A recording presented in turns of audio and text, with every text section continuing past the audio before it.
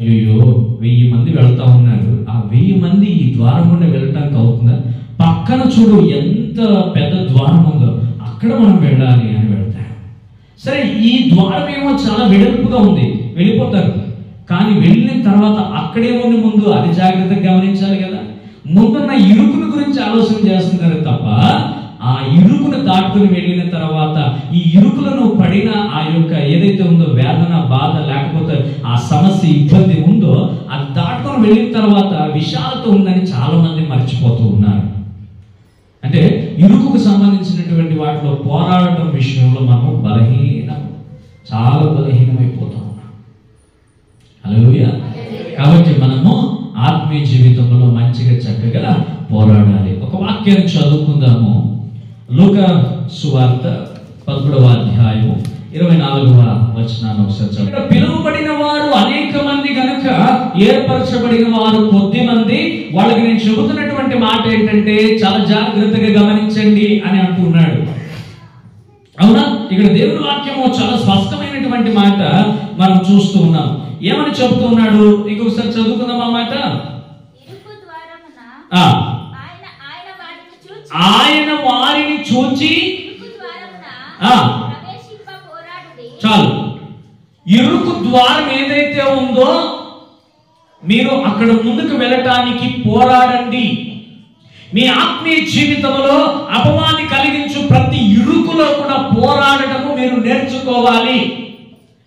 ఇప్పుడు చాలా మంది ఈ ఇరుకున, అంటే ఈ ఆత్మీయమైన జీవితంలో చిన్న చిన్న వాటికి కూడా పోరాడలేక పడిపోతూనే విశాలమైన ఆశీర్వాదములకు దూరమైపోతూ ఉన్నాం. దేవుని వాక్యం ఏం చెబుతుంది? చాలా స్పష్టమైనటువంటి మాట చెబుతుంది. ఇరుకు మార్గంలోనే మీరు పోరాడాలి. అందుకే మీకు మొదట ఒక ఉదాహరణ చెప్పాను. బస్సులో ఎంత ఇరుకున్నా కూడా త్రోసుకుంటా ఉంటే అట్లనే నిలబడరు కదా. ఏం చేస్తాం మనము? మనకు కావలసిన కాస్త స్థలాన్ని మనం ఏం చేస్తాము? ముందుకు ఫ్రీగా ఉన్నటువంటి దాన్ని చూసుకుంటూ ముందుకు వెళ్తాం. అలాగే మనం ఉండటానికి ఇష్టపడము. కానీ ఈనాటి కాలంలో ఈ లోక సంబంధమైనటువంటి వాటి విషయాల్లోనే నీవు ఇంతగా జాగ్రత్త పడుతూ ఉన్నప్పుడు ఆత్మీయ జీవితంలో ఒక సరైన మార్గం అనేటువంటి దాన్ని ఎన్నుకోలేక ఎందుకు ఆలోచన చేస్తూ ఉన్నా? బొమ్మగా దాన్ని తయారు చేసినప్పుడు దానికి ఎంత విలువ వస్తుంది చూడండి. అంటే ఒక సుత్తి ఉలి ఏటు పడితే తప్ప అది ఒక రూపంలోనికి రాలేదు. ఎన్ని ఇరుకుల మధ్య అది మంచి పేరును, మంచి ప్రఖ్యాతను, పేరు ప్రఖ్యాత వచ్చింది తెలుసా పండగకి.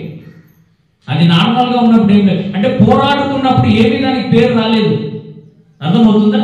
ఎప్పుడైతే దానికి సుత్తివులు దెబ్బలు పడ్డాయో అప్పుడే దానికి పేరు వచ్చింది. ఈ ఆత్మీయ జీవితంలో ఇరుక్కున మనము పోరాడాలి. ముందున్నటువంటి దారి, గురి, గమ్యం అనేటువంటిది వెతకాలి. కూర్చున్న చోట కూర్చుంటే కాని పని. ఎక్కడ కూర్చున్న వాళ్ళం అక్కడే ఉన్నామనుకోండి, అక్కడే సమయం వ్యర్థమవుతుంది, వయసు అయిపోతుంది, రోగం వస్తుంది, ఇరుకు వస్తుంది, ఇబ్బంది వస్తుంది. అన్నిటికంటే లేనిపోని సమస్యలు అన్ని తీసుకొచ్చి ముందు పడతాయి. ప్రయత్నం చేయి. ఈ ఇరుకు నుండి నేను ఎలా ముందుకెళ్ళాలి? ఈ ఇరుకు నుండి నేను ముందుకెళ్తే ముందు ఏముంది అసలు చూడాలి. ఆతృత నీలో ఉండాలి. అందుకు వాళ్ళు చెబుతున్నారు, ఈ ఇరుకు ద్వారంలో వాళ్ళు ఎవరు వెళ్ళరని తెలిసి నేను నీతో చెబుతున్నాను. దీనిని ఇరుకు నుండి నువ్వు ముందుకు వెళ్ళగలవనే నీతో చెబుతున్నాను నేను. ఒకవేళ నీకు కాదంటే ఇంకొకరికి ఆప్షన్ ఇస్తాను. నేను దేనినైనా కూడా సమర్థవంతంగా ఎలాంటి ఇరుకునైనా సరే నేను ముందుకు కొనసాగగలిగిన జ్ఞానము, శక్తి నాకుంది. అది దేవుడు నాకు ఇచ్చాడని వెళ్ళాలి. ఈనాటి కాలంలో మనం ఏం చేస్తున్నామంటే, అక్కడ కష్టము అంటే అక్కడ మనం నిలిచిపోవటం, అది చేత కాదు అంటే ఇక దాన్ని ముట్టకపోవటం, ప్రయత్నం చేయకపోవటం, ముందుకు వెళ్ళకపోవటం. ప్రయత్నిస్తేనే కదా ముందుకు వెళ్ళిన తర్వాత అక్కడ ఏముందని తెలిసేది. ప్రయత్నం లేకుండానే కాదు, ప్రయత్నం లేకుండానే తెలియదు, ప్రయత్నం లేకుండానే నాకు రాదు అంటే కుదరదు. దేవుని వాక్యం అలా చెప్పట్లేదు. ఎలాంటి పరిస్థితి ఇరుకునైనా కూడా నువ్వేం చేయాలంటే సమర్థవంతంగా దానిని ఎదిరించి ముందుకెళ్ళాలి. పోరాడాలి. పోరాడేది నేర్చుకోవాలి. ఆత్మీయుల లక్షణం. యుద్ధాల్లో పోరాడితే తప్ప విజయం రాదు. ప్రాణాలు పోవచ్చు, కాలు చేయి పోవచ్చు, ఏమైనా పోవచ్చు. కానీ పోరాడితేనే నీకు ఒక విలువ ఉంటుంది. ఫలాని వ్యక్తి పోరాడాడు, ఆయన కాలు పోయింది, కానీ ఆయన నిలబడ్డాడు. నిజమైన వీరుడు. ప్రాణం కోల్పోయాడు దేశం కోసం, ఆయన నిజమైన వీరుడు. పోరాడాడు. ఎంత ఇరుకులోనైనా పోరాడాడు. ఈరోజు చిన్న చిన్న సమస్యలకి పోరాడలేని పరిస్థితిలో శరీరాన్ని బలహీనపరుచుకుంటూ ఉన్నాం చాలా మంది. అవ్వదు అంటే అవ్వదు, చివరి వరకు అవ్వదు. అవుతుంది అంటే ఎలాంటి దానిదైనా అవుతుంది. అందుకే దేవుని వాక్యము చాలా స్పష్టమైనటువంటి మాట. ఇక్కడ ఇంకొకటి చూస్తాం చూడండి, మనము అనేకులు ప్రవేశింపజూతురు కానీ వారి వలన కాదని మీతో చెప్తున్నాను. అనేక మంది అనుకుంటూ ఉన్నారు. ఏమనుకుంటున్నారంటే వెళ్ళాలి అవ్వట్లే వాళ్ళకు. అందుకే మిమ్మల్ని సెలెక్ట్ చేసింది. అట్లీస్ట్ మీరు వెళ్తారని, వెళ్ళి ముందుకు అక్కడ ఏముందో మీరు చెబుతారని, అక్కడ ముందు ఏం జరుగుతుందో చెబుతారని, దానిని ఏదైనా కానీ ఎదురించి ముందుకు వెళ్ళి మీరు చూసి అక్కడ ఉన్నటువంటి ప్రతి పరిస్థితిని కూడా ఎన్నుకున్నటువంటి వారికి చెబితే వాళ్ళు కూడా ఏం చేస్తారు తెలుసా? ఈ ఇరుకులు నేను కూడా ప్రవేశించి ముందున్నటువంటి వాటి కొరకు పరిగెత్తాలి, పోరాడాలి, ఈ ఇరుకులోనే పోరాడాలి, ముందుకు నేను వెళ్ళి పోరాడాలి.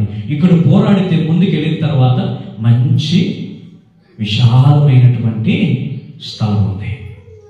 ఇంకొక మాట చూసుకుందాం. అక్కడ కూడా ఒక మాట వ్రాయబడింది. ఇక్కడ దేనితో పోరాడాలనేటువంటి ఒక మాట వ్రాయబడి ఉంది. ఎబ్రిల్ రాసిన పత్రిక 12వ అధ్యాయము 4వ వచనాన్ని ఒకసారి చదువుకుందాం. ఎబ్రిల్ మాట ఏంటంటే, మీరు పాపముతో పోరాడుటలో రక్తము కారునంతగా ఇంకా దానిని మీరు ఎదిరించలేదు.